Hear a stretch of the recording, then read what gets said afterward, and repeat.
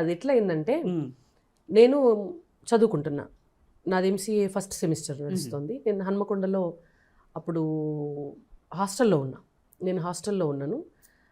వారు బెంగళూరులో, వారిది కూడా ఇంటర్న్షిప్ అవుతుంది. తనది కూడా ఇంకా ఫిజియో కంప్లీట్ కాలే ఎప్పటికీ.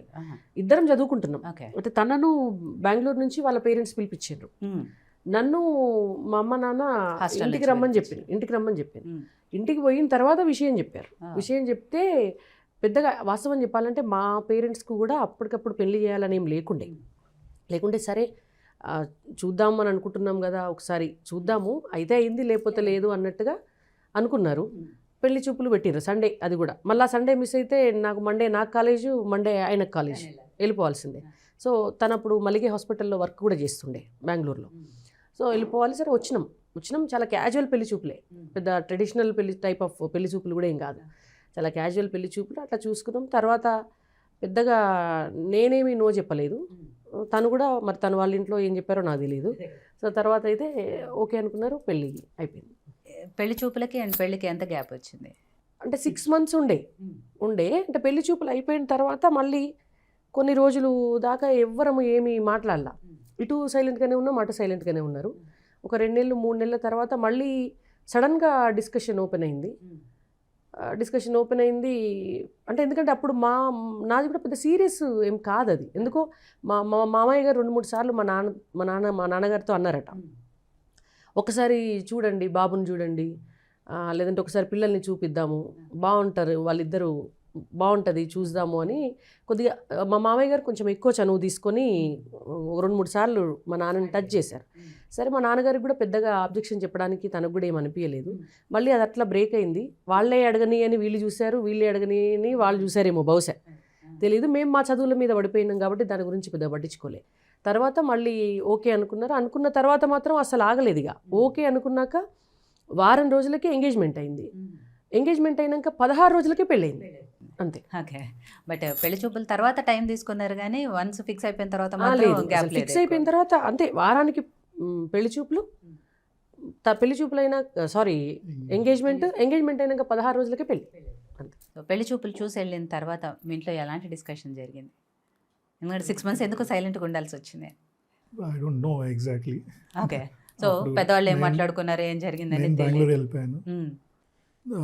తర్వాత ఒక 3 months తర్వాత ఏమో కాల్ మాట్లాడాను అనుకుంటా.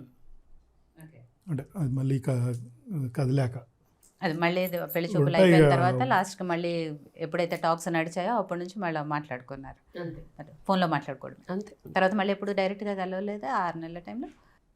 అంటే ఎంగేజ్మెంట్ May 4th అయింది. May 4th ఎంగేజ్మెంట్ అయింది. అయినాక May 11th తన బర్త్డే ఉండే. తన బర్త్డేకి మా ఇంటికి వచ్చారు. స్వీట్ బాక్స్ అది పట్టుకొని వస్తే ఆ రోజు కలిసాం. మళ్ళీ పెళ్లి బట్టలకు వాటికి వీటికి పోతాం కదా, అంతే. తర్వాత పెళ్ళి. ఓకే, అదే ఎక్కువ గ్యాప్ కూడా ఏం లేదు పెద్దగా. మాది కూడా ఊరే కదా, మరి సిటీయో ఇటీయో అయితే ఆడికి ఈడికి ఏడికైనా పోయో సినిమా చూడటమో లేకపోతే ఎక్కడైనా కాఫీ షాప్కి వెళ్ళటమో అవన్నీ చేయొచ్చు. కానీ అంత ఊరే కాబట్టి అంత పెద్దగా వెళ్ళే అవకాశం ఉండదు. ఇప్పుడున్నంత ఫాస్ట్గా కూడా అప్పుడేం లేము కదా, అట్లా ఏం లేము కాబట్టి పెద్దగా ఏం కలవలేదు. ఓకే, మీకు అనిపించలేదా? అంటే ఇందాక మీరు అన్నారు బాల్య వివాహం అని చెప్పి చదువుకుంటే, అంటే బాల్య వివాహం అని కాదు కానీ చదువుకుంటున్నప్పుడే, ఇంకా చదువు కూడా కంప్లీట్ కాలేదు కాబట్టి అప్పుడే ఎందుకు అనే డిస్కషన్ ఏం రాలేదా? అంటే వచ్చింది వాస్తవానికి. అంటే మా పెళ్ళి అంటే వెరైటీగా జరిగింది, అంత యాక్సిడెంటల్గా జరిగింది. నేను చెప్పాను కదా, మా ఇంట్లో నాకు అప్పుడే పెళ్లి చేయాలనే ఆలోచన కానీ అసలు పెళ్లి చూపులు చూడాలని కానీ ఏం అనుకోలేదు. సో వాళ్ళ ఇంట్లో అంటే తనకి పెళ్లి చేయాలని అనుకున్నారు, అది వేరే విషయము. సడన్గా పెళ్లి చూపులు అయినాయి. పెద్ద ఏమంటారు కదా, రాసి పెట్టుంటుంది ఏదైనా అని. కానీ అట్లా ఎందుకో సడన్గా పెళ్లి చూపులు అయింది, సడన్గా పెళ్ళి అయిపోయింది అంతే. ఇక దాని గురించి డిస్కషన్ ఏం చేయలేదు. ఎవరము నో చెప్పుకోలేదు, ఏమీ జరగలేదు, అట్లా జరిగిపోయింది అంతే. ఇందాక సునీల్ గారిని ఒక విషయం అడిగాను. ఫస్ట్ రాణి గారిని చూడంగానే ఏమనిపించింది అంటే, ఏం లేదు జస్ట్ ఒక క్వశ్చన్ అడిగారు ఆవిడ, నేను ఓకే అనుకున్నాం, మాట్లాడుకున్నాము అని చెప్పేసి. మీకేమనిపించింది సునీల్ గారిని చూడగానే? బాగుండే ఏంటి వాళ్ళ అన్న కూతురుని ఎత్తుకొని ఇట్లా లోపలికి వస్తున్నారు, మా గేట్లోంచి లోపలికి వస్తున్నారు. వైట్ షర్ట్ వేసుకొని మంచిగా టచ్ చేసుకొని షూ వేసుకొని చాలా నీట్గా అనమాట. ఇట్లా వస్తుంటే డాక్టర్ అంటే డాక్టర్. అట్లనే చాలా బాగా అంటే గుడ్ లుకింగ్ మంచిగా హ్యాండ్సమ్ బాగుంటుండే. ఇట్లా చూస్తే ఇట్లా చూడటమే నేను ఇట్లా రూమ్లో చూడగానే మా కజిన్స్ వాళ్ళు కూడా ఉండే ఇంట్లో, మా చెల్లెలు వాళ్ళు కూడా ఉండే ఇంట్లో ఉంటారు కదా అమ్మ వాళ్ళని, అరే అబ్బాయి బాగున్నాడు, పిల్లగాడు మంచిగా ఉన్నాడు అని అందరి ఒపీనియన్. అందరు ఇట్లా చూడంగానే అందరికీ ఒకటేసారి ఆ ఒపీనియన్ వచ్చింది, పిల్లగాడు మంచిగా ఉన్నాడు అని.